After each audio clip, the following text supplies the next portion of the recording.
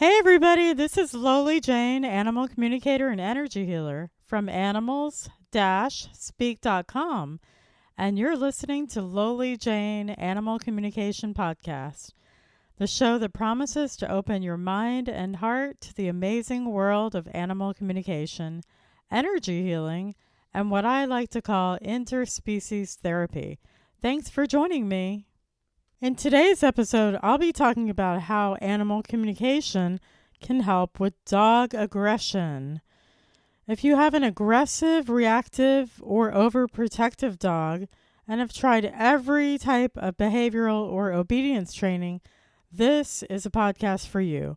I hope you enjoy the show. First, let me tell you a little bit about myself. I'm a certified international professional animal communicator and pranic energy healer, but I'm also a channeler, medium, empath, and teacher. I offer remote and in-person animal communication, whether they are alive or in spirit. I also offer pranic energy healing for trauma, injuries, pain, illness, disease, and behavioral and emotional issues for both humans and animals. For the humans, I can also provide spiritual guidance by channeling your angels and guides or innate body, and even do a past life regression. And if you've ever wanted to become an animal communicator, I teach animal communicator training workshops and provide one-on-one mentoring. Check out my website for workshop schedules at animals-speak.com or at mindbodyspiritworkshops.com. As I mentioned earlier, if you have a dog who is aggressive, overprotective, reactive, with obedience issues, and have tried everything and nothing has worked, you might want to strongly consider using an animal communicator like myself. Typical obedience training with an animal behaviorist can be helpful, but it does not address the underlying root cause and the individual problem or individuality of your dog's behavior. This is where animal communication comes in, and unlike anything else you've ever experienced in canine obedience training, animal communication does not rely on cookie-cutter methods of animal behaviorists, but instead it finds the individual root causes of why your dog is acting this way. Although you may think that animal communication is not real or too woo-woo for you, just know that communication between humans and animals was proven by science in the 19th century by the Soviets in 1870. So now let's talk about what animal communication is. Animal communication is direct telepathic communication with an animal using thoughts, images, words, and anything to do with the five senses. So instead of guessing what the problem or issue is with your dog, I can directly communicate with your dog and find out what is bothering them and how they are feeling. Also, animal communication does not require being in the same room as an animal and can be done at a distance remotely. This means I can help your dog no matter where you live from anywhere in the world. So now, how does animal communication help with canine aggression? Let's get into it. By talking to your animals, I can find out the exact root cause of an aggressive issue, which might vary greatly in each animal. And unless the underlying root cause of an overprotectiveness, aggressive behavior, reactive behavior is addressed, you are going to be basically slapping a Band-Aid on it with behavioral training techniques such as e-collars or obedience training.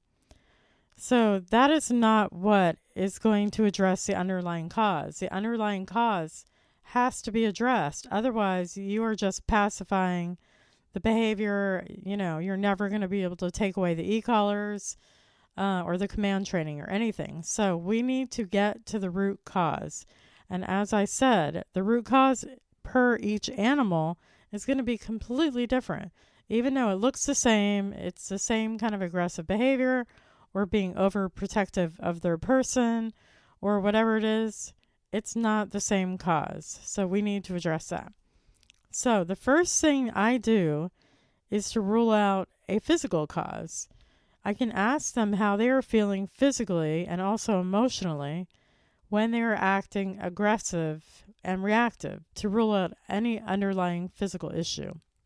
If it is a physical issue, I can find out all of the details of what's going on with them that you can share with your veterinarian to address the physical cause. I can find out all of those details that you yourself can share.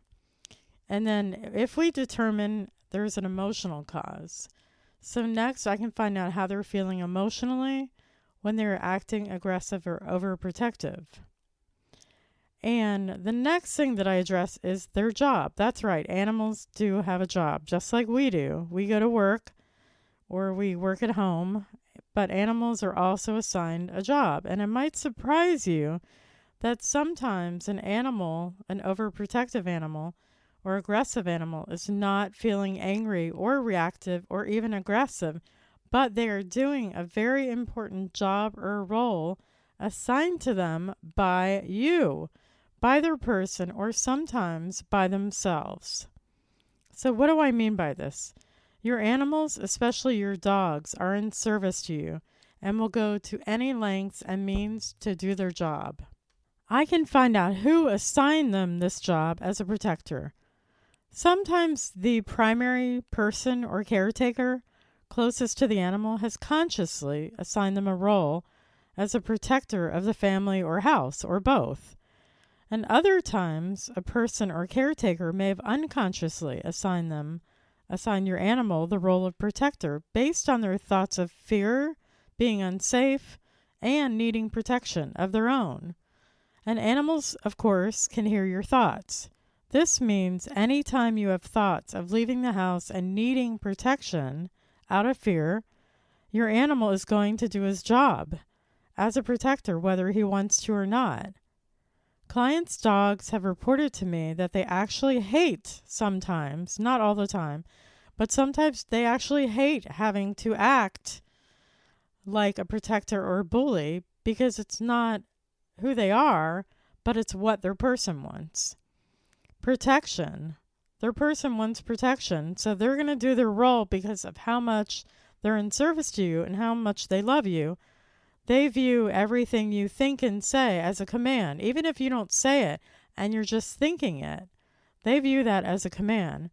So when I've asked if they could do any job in the world to these animals that say they hate having to act as a protector, when I ask them if they could do any job in the world, they say something like, I just want to be a companion or have fun with my humans. So actually, that's ultimately who they really want to be. That's their real personality.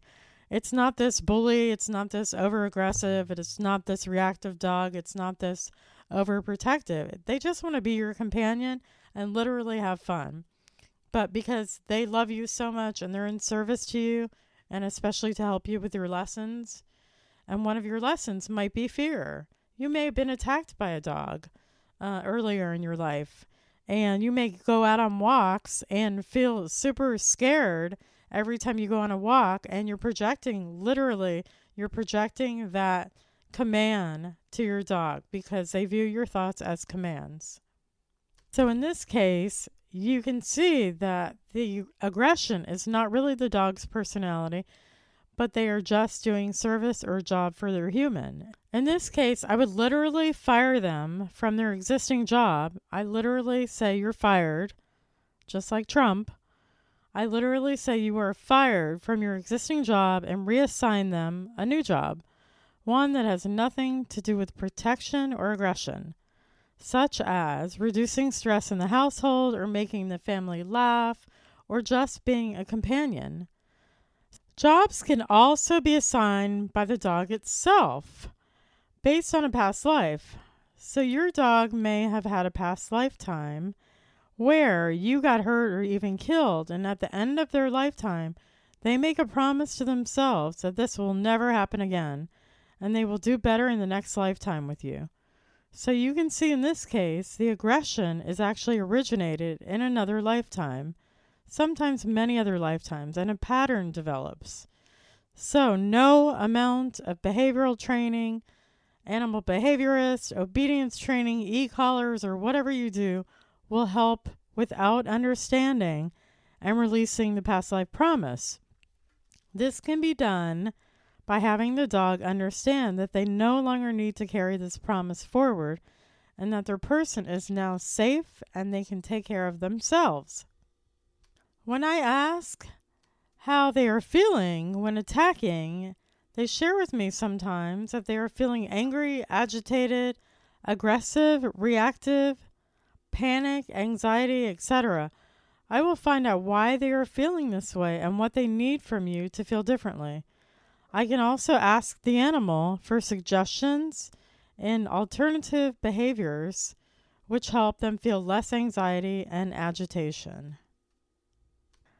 The dog may tell me that the emotions that they're experiencing are not their own, but rather they are trying to tell or even show their human something about themselves. This is called animal mirroring. You can listen to my animal mirroring podcast in episode 5 to learn much more about this. It's pretty fascinating. Animals sometimes exhibit emotions which belong to their person. It's not their emotions at all, to alert their person how they are thinking and acting. For example, maybe you've gotten attacked by a dog when you were younger, as I mentioned, and when you go on walks with your dog, you have thoughts and memories of being attacked. These thoughts of fear and panic will alert your dog to be afraid that harm may come to you or them and that you're in need of protection. Well, guess what? When you step outside of the house or even at your home, your dog will be extra overprotective no matter what dog training takes place. And this means they will also have to be on the offensive and attack others before they are attacked, which is oftentimes what you see. The way to handle this is by retraining the human, not the animal, not the dog, not dog training, but human training. So we have to retrain ourselves to eliminate these thoughts of fear or whatever happened to you in the past, especially before leaving the house. And to visualize, before you step outside of the house or take them for a walk, to visualize everything going smoothly on the walk, nothing happening, them passing by other humans and animals without aggression. So you need to practice visualizing. And then you will see an amazing change with your animals. But it takes a lot of practice to visualize this instead of going to our normal thoughts of fear. That brings us to the end of this episode.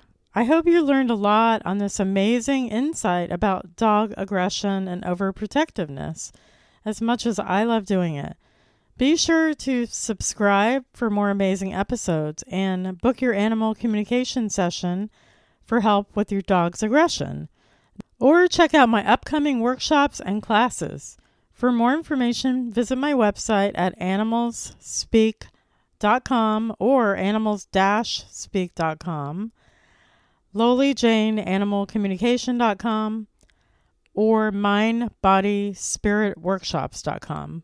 Please subscribe to my monthly newsletter for invites, classes, workshops, events, and the latest podcast. You have nothing to lose and everything to gain, as well as opening your mind, heart, and spirit to your deep connection with your beloved animals. Join us next week for episode 33 on interpreting what your animals are trying to tell you. If you enjoyed today's episode, please be sure to subscribe, like, and rate us. And as always, love and gratitude for listening to the Loli Jane Animal Communication and Healing Podcast. This is Loli Jane. This podcast was created, produced, recorded, researched, and edited by Loli Jane, and this is a product of Loli Jane Animal Communication and Healing.